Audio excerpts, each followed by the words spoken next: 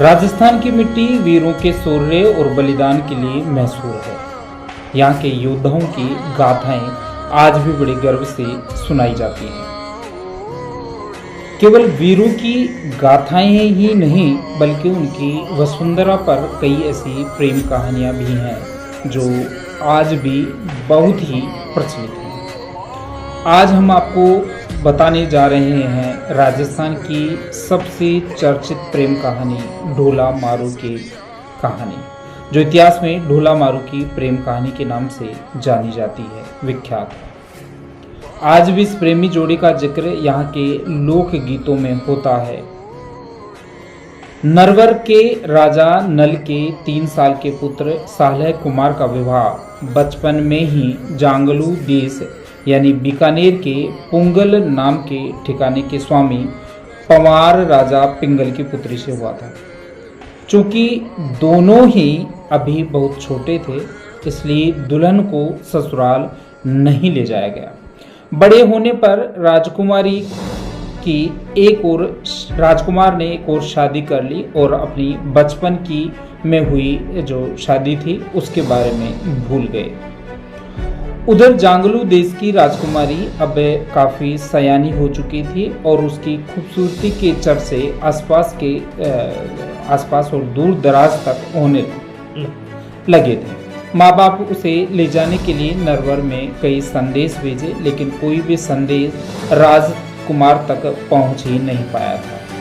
राजकुमार की दूसरी पत्नी ईर्ष्या के चलते राजा पिंगल द्वारा भेजे गए किसी भी संदेशवाहक को पहुंचने नहीं देती थी। उससे पहले ही वह उसे मरवा देती थी। उसे इस बात का डर था कि राजकुमार अगर पहली पत्नी के बारे में कुछ भी याद आ गया, कुछ भी उसे पता चल गया, तो उसे छोड़कर पहली पत्नी के पास चले जाएंगे। और इसका सबसे बड़ा कारण था पहली वाली पत्नी, पहली राजकुमारी की सुंदरता। उधर राजकुमारी सालह कुमार के ख्वाबों में खोई रहती थी।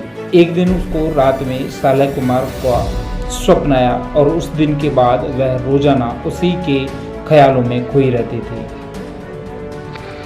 किसी भी दूसरे काम में उसका कोई मन नहीं लगता था। इस हालत को देखकर उसकी मां ने राजा पिंगल को फिर से एक संदेश भेजने का आग्रह किया। इस बार राजा पिंगल ने एक चतुर ढोली को नरवर भेजा। जब ढोली नरवर के लिए रवाना हो रहा था, तब राजकुमारी ने उसे अपने पास बुलाकर मारू राग में दोहे बनाकर दिए और ये समझाया कि कैसे उसके प्रियतम के सम्मुख जाकर उसे ये गाकर सुनाना है। ये सब इसलिए किया जा रहा था क्योंकि दूसरी वाली जो राजकुमारी है वो किसी भी संदेशवाहक को राजा तक पहुंचने से पहले ही मरवा देती थी। ढोली ने राजकुमारी से को ये वचन दिया कि वह या तो राजकुमार को साथ लेकर आएगा या इस प्रयास में अपनी जान दे देगा। चतुर ढोली याचक बनकर किसी भी तरह नरवर में राजकुमार के महल तक पहुंचा। रात में उसने ऊंची आवाज में गाना शुरू किया। बारिश के रिमझिम फुहारों के बीच ढोली ने मल्हार राग में गाना शुरू किया। मल्हार राग का मधुर संगीत राजकुमार के कानों में घूमने लगा। वह झूमने लगा।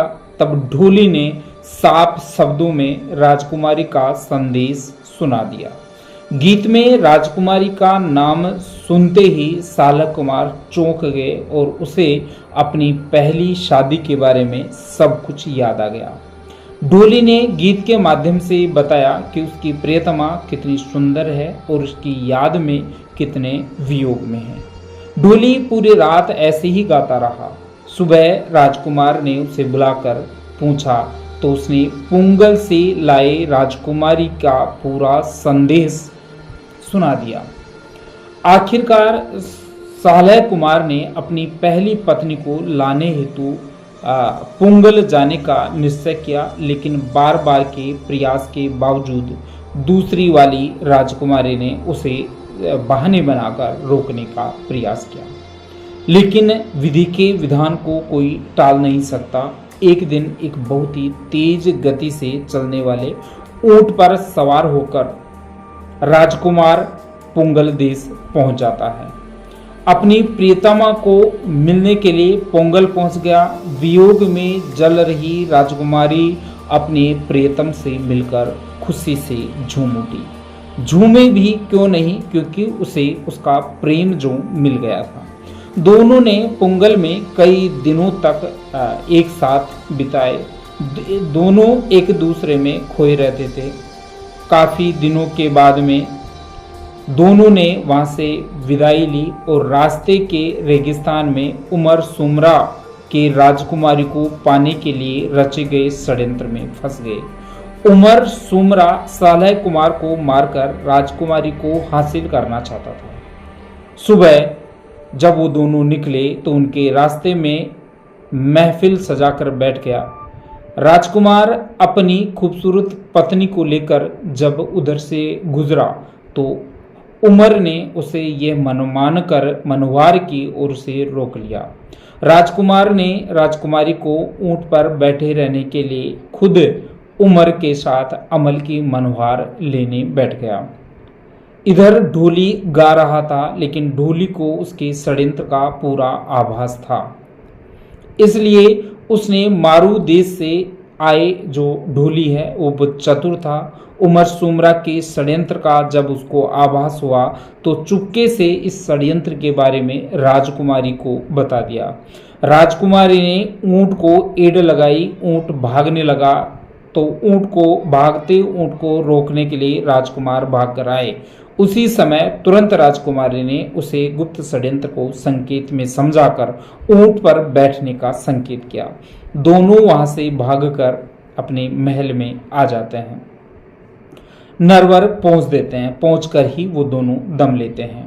राजकुमारी का बहुत शान शौकत के साथ स्वागत किया जाता है और वह वहां की रानी बनकर राज करने लगी। इतिहास में इस प्रेमी जोड़े को ढोला मारू के नाम से जाना जाता है और तब से लेकर आज तक उसके नाम के गाने पूरे जोर शोर से मध्य प्रदेश, उत्तर प्रदेश और राजस्थान में गाए जाते हैं और उनके प्रेम का गुणगान किया जाता है। तो दोस्तों, ये थी राजस्थान में सबसे चर्चित प्रेम कहानी ढोला मारू की प्रेम कहानी। यदि